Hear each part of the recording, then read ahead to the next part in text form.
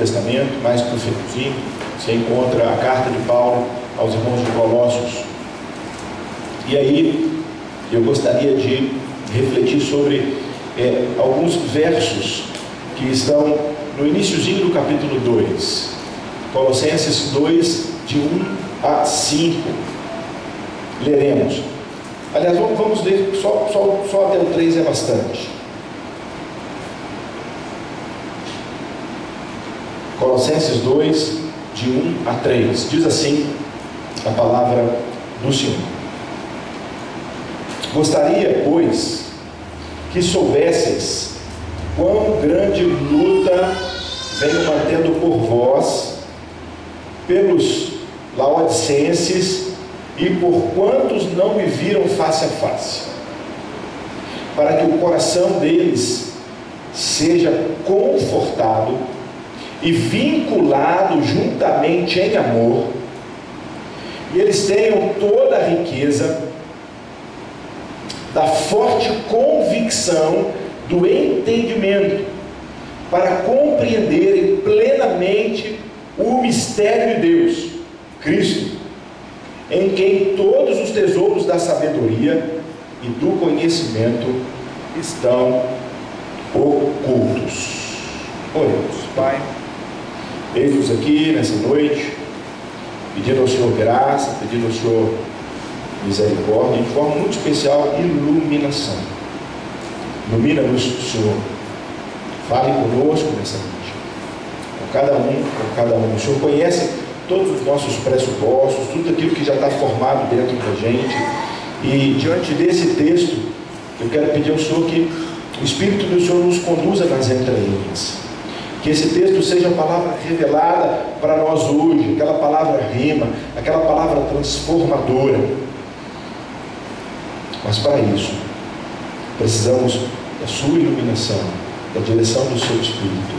Então fale conosco, hoje, em nome de Jesus Cristo, Senhor nosso. Amém. Graças a Deus. Irmãos e irmãs, nós estamos em um tempo, conhecido como tempo pascal. Por que tempo pascal? Porque Jesus, quando ele surge, ele não é imediatamente assunto aos céus. Ele fica 40 dias sobre a terra. Então a igreja lembra desse tempo, no tempo onde Jesus ressurgiu e caminhou entre os discípulos, e ensinou mais uma vez, e comeu, e viveu, e continuou a vida. E é por isso que a Páscoa ela não é celebrada só em um domingo. Nós celebramos a Páscoa durante 7 domingos, depois celebramos a Ascensão do Senhor, e depois celebramos o Pentecostes, inclusive onde receberemos novos irmãos e novas irmãs de maneira oficial agora como membros da segunda igreja, no dia 15 de maio.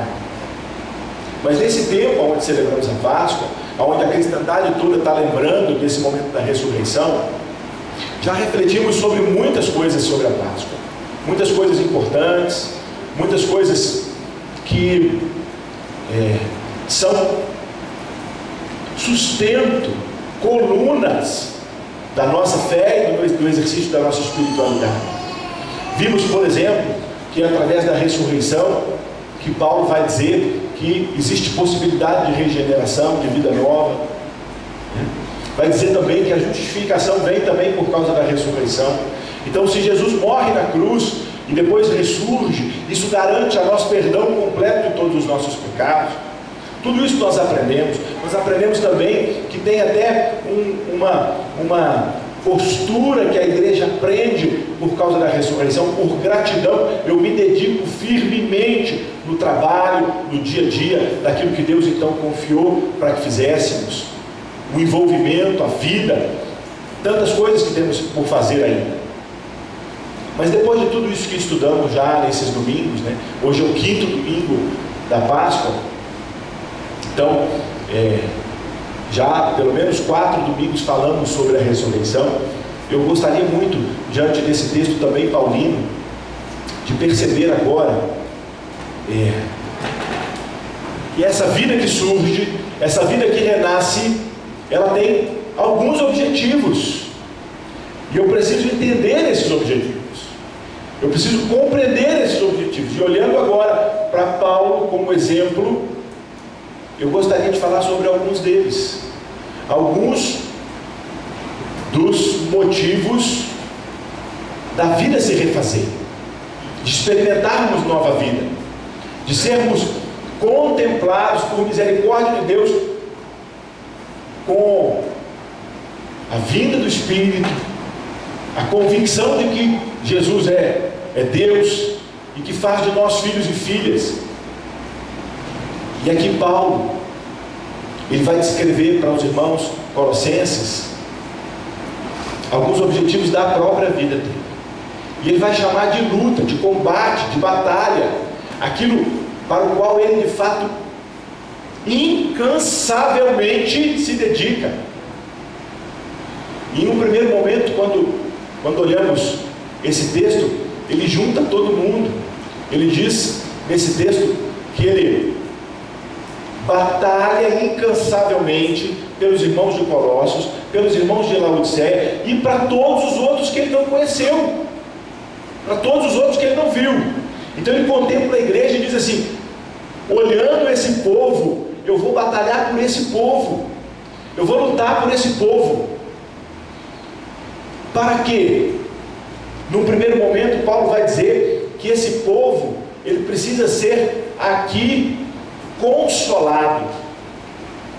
E se nós buscarmos um pouquinho o significado dessa palavra nesse texto específico aí, Paulo não está dizendo apenas de um consolo no sofrimento das adversidades da vida. Não é só isso, é muito mais do que isso que Paulo está dizendo. Paulo está dizendo que a igreja, os irmãos, necessitam então de serem encorajados mutuamente, fortalecidos na fé mutuamente. E é para isso que ele batalha. Ele batalha para que os corações dos irmãos possam de fato ter esperança diante de uma vida que tem sim adversidade, que tem sim dificuldade, mas que eu não posso deixar de ter esperança, eu não posso deixar de vislumbrar uma possibilidade de uma vida muito melhor. Eu não posso deixar de entender que, como membro desse corpo, nós temos o objetivo de seguir o exemplo de Paulo no encorajamento, no consolo, e fazer isso aqui uns com os outros, nos dedicando. Como Dorcas disse da irmã, ela me ajudou muito. E eu pergunto, será que hoje a nossa experiência cristã passa por essa prática de consolo mútuo, de ajuda mútua, de fortalecimento mútuo? Porque muitas vezes temos uma aparência de que a nossa frequência nas celebrações são suficientes para exercermos a nossa espiritualidade. Isso é um engano, irmãos. Aqui nós nos juntamos de forma coletiva, juntamos o coração para adorarmos a Deus juntos, mas a igreja é muito mais do que esse ajuntamento dominical. A igreja é vida partilhada, é relacionamento de verdade, é amizade verdadeira, é gente que você pode confiar, é gente que vai te abraçar no momento difícil, é gente que você abraça quando tiver um momento difícil. E é isso que Paulo está dizendo: eu luto incansavelmente para que essa igreja seja consolada, encorajada, fortalecida, tenha esperança. E precisamos ser isso uns com os outros. É nesse exemplo, quando olhamos essa vida ressurreta, quando nos entendemos participantes da ressurreição, é aí que precisamos caminhar. Mas depois disso, Paulo vai dizer também que, além do encorajamento, ele batalha por uma coisa que muitas vezes temos dificuldades. Ele diz assim, olha só no verso 2: para que o coração seja consolado e o que? Vinculado juntamente em amor. Paulo está dizendo assim: a igreja precisa aprender a andar em unidade apesar das diferenças, apesar da diversidade dela. Eu preciso entender que o amor é o vínculo da perfeição.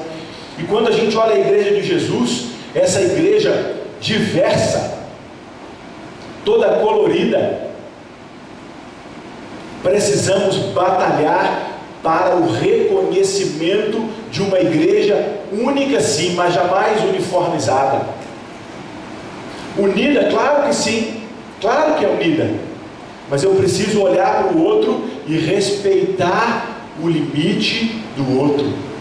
Eu preciso entender que essencialmente temos coisas profundíssimas que nos unem e que elas são muito mais importantes do que qualquer coisa que seja até importante, mas é periférica. Quantas brigas temos, às vezes, porque não conseguimos ouvir aquele que pensa diferente em algum ponto, não é verdade? Eu já vi briga de irmãos porque um pensa no batismo de uma forma, o outro pensa no batismo de outra forma. Um pensa na presença de Deus de uma forma, o outro pensa de outra forma. O outro celebra a ceia de uma maneira, o outro celebra a ceia de outra forma. E aí nós ficamos nessas coisas periféricas e esquecemos das essenciais. Esquecemos de um Deus único, Criador de todas as coisas, que é conosco, que vem ao nosso encontro, que nos une. A ponto de nascer homem, nascer criatura e passar por toda a tentação, experimentar a natureza humana e carregar em si a humanidade para ter você, para me ter, para ter essa igreja diversa. E nós esquecemos disso e brigamos por coisas pequenas e esquecemos de valorizar aquilo que é grande, que nos une. Eu amo uma palavra, citei hoje de manhã, uma frase do Mário Sérgio Cortella, quando ele diz assim: a vida pode ser curta, mas não pode ser pequena. Nós não podemos ter uma vida pequena. Nós precisamos caminhar na luta pela unidade, através dessas grandes coisas que fazem de nós uma igreja só, e entender que essa diversidade linda e maravilhosa reflete esse Cristo, também diverso, Pai, Filho e Espírito Santo como Deus. Essa comunidade que é diversa e que é exemplo de relação perfeita para a gente. Então, além da luta pelo consolo mútuo, nós devemos lutar pela unidade. Mas não é só isso, porque ele também vai dizer que a batalha dele é para que a igreja tenha discernimento a respeito de um ponto fantástico. Continua lendo comigo lá no verso 2. Ele diz assim: o coração consolado, o vínculo em amor, e depois ele diz, para que eles tenham então toda a riqueza da forte convicção do entendimento, para compreenderem plenamente o mistério de Deus que é Cristo. O que Paulo está batalhando aqui, irmãos, sabe para quê? É para que a igreja seja assim rica. O que rico tem? Rico tem recurso de sobra.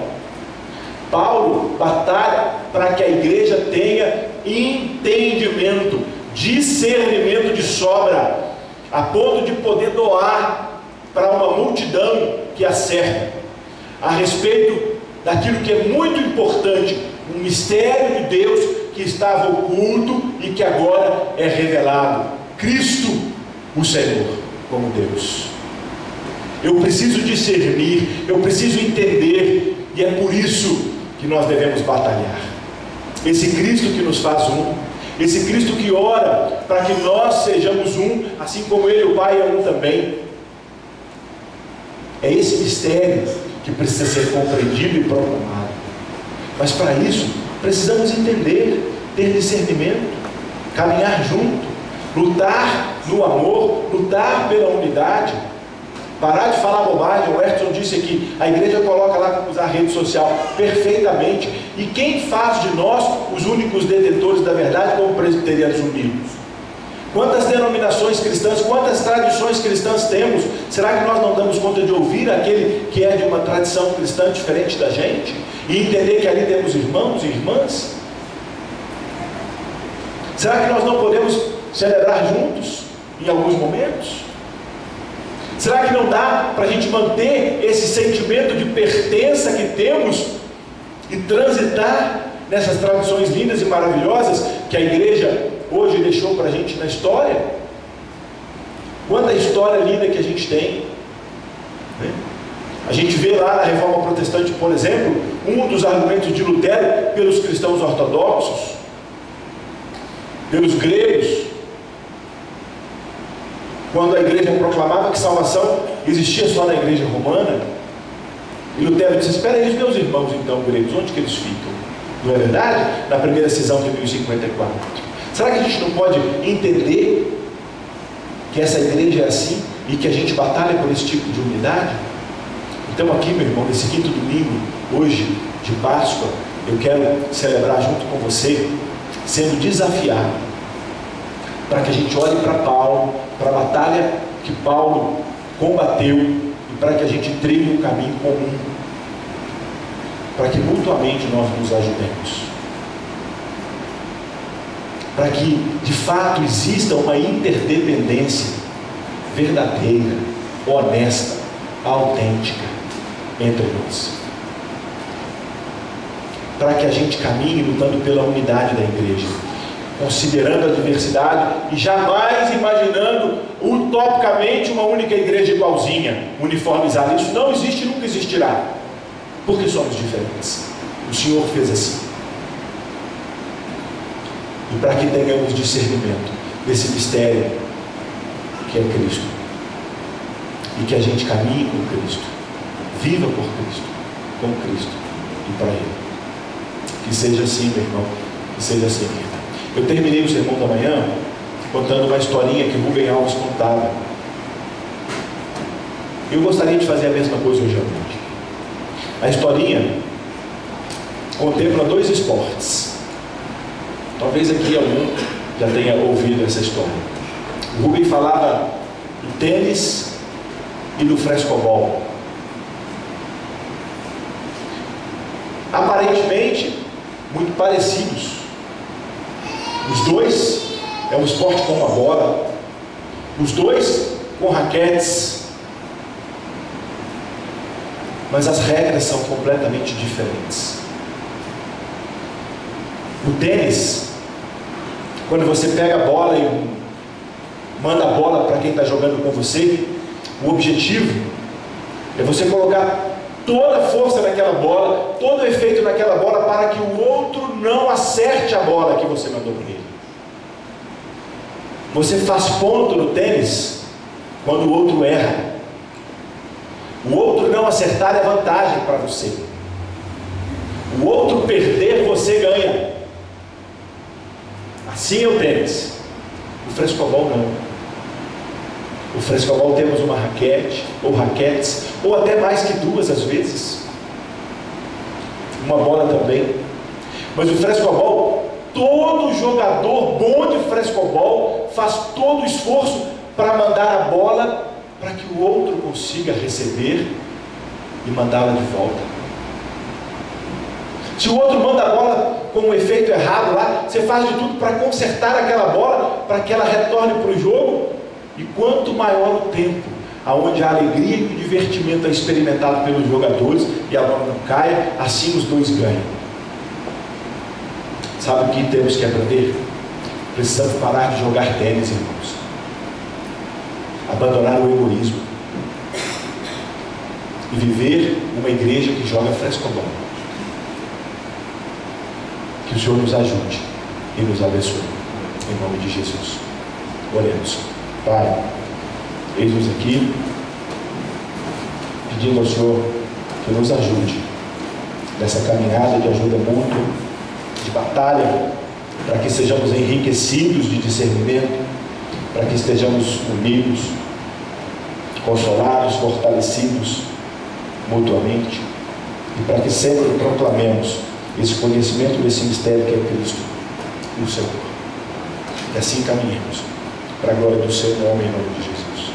Amém. Que entre os elementos da mesa nesta noite, para que juntos possamos cear no nome desse Cristo e no Santo.